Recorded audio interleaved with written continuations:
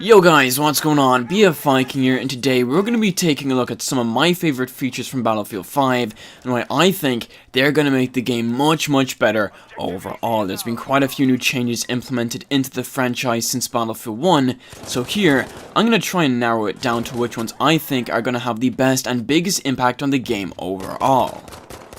So first off here on the list is the brand new squad reinforcements, which is a really big game changer in many ways, with the first one being is bringing the squad together and improving teamwork.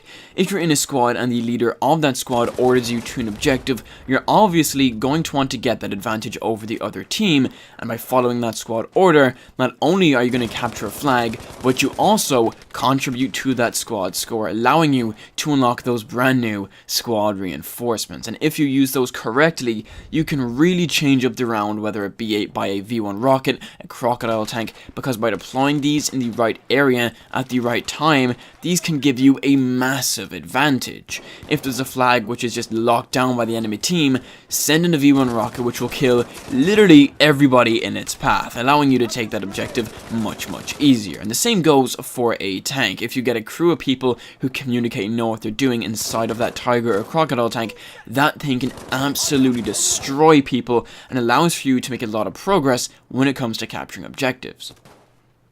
My second favorite feature here is the brand new weapon upgrade and customization system, which is something we haven't seen in a Battlefield title for quite some time now.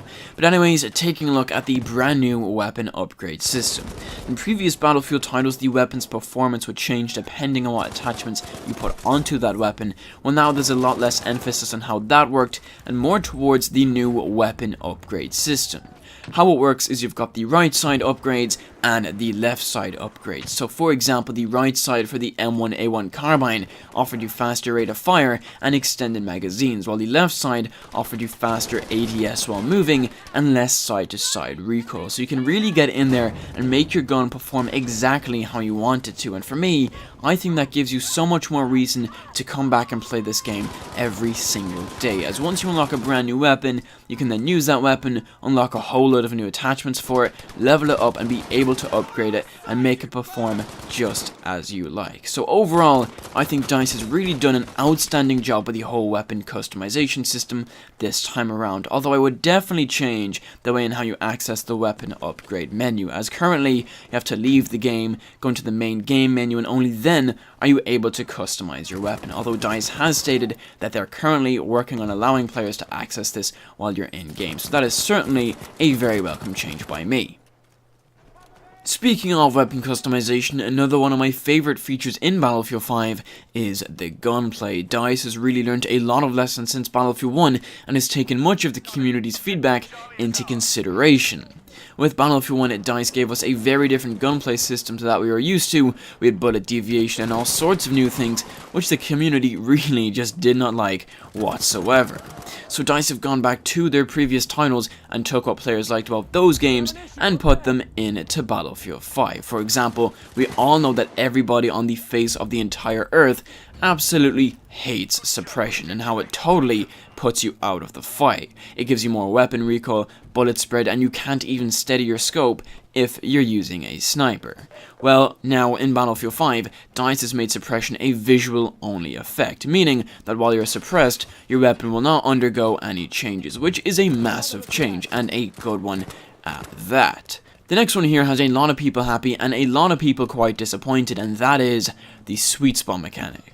This was when each sniper was given a range at which would be guaranteed a one-shot kill to the upper body, and in my opinion, it was a pretty cool feature and added another layer of gameplay to the scout class. So personally, I really have no problem with it, and I think it is a pretty cool feature.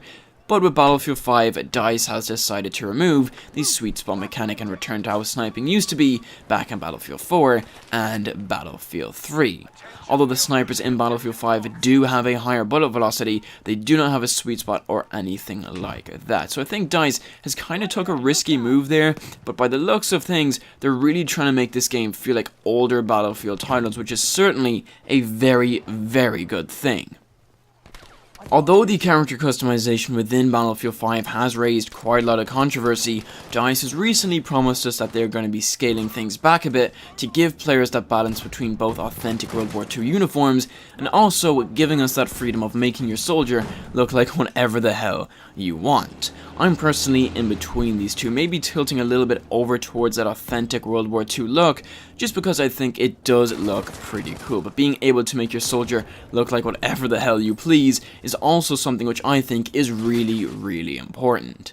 But this is something we haven't yet seen in a Battlefield title before. Never have we been able to customize our character's face, body, legs, boots, helmet, and all of that good stuff. So it really is quite exciting to think about what we're going to be able to unlock for our characters as we progress through the game.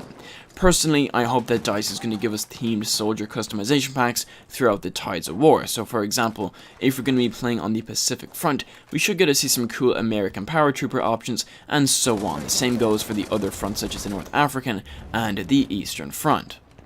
During the beta last week, some of my favourite moments were while I was up in the air, trying out some of those brand new air vehicles, and boy, are those things fun to fly, especially when you've got somebody in the backseat on that machine gun taking care of enemy planes.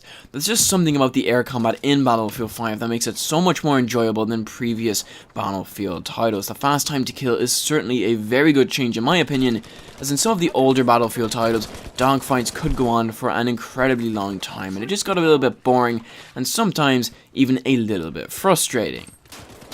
So those are my top 5 favourite features from Battlefield 5 so far, and I'm sure upon the release of the game, and when we get access to all of the new maps, weapons, and modes, that this list will probably change up quite a bit, as DICE has so much more cool stuff to show us once the game drops later this November. Anyways guys, let me know your list down below, as I'm quite interested to see what the community likes and dislikes about Battlefield 5 so far. Anyways guys, if you enjoyed the video, go ahead and leave a like and a share, it's always appreciated, and also make sure to click that bell and subscribe icon to stay up to date with all of the Battlefield 5 news and updates. Anyways guys, thank you so much for watching, hope you're having an awesome day, and I will see you in the next Battlefield video.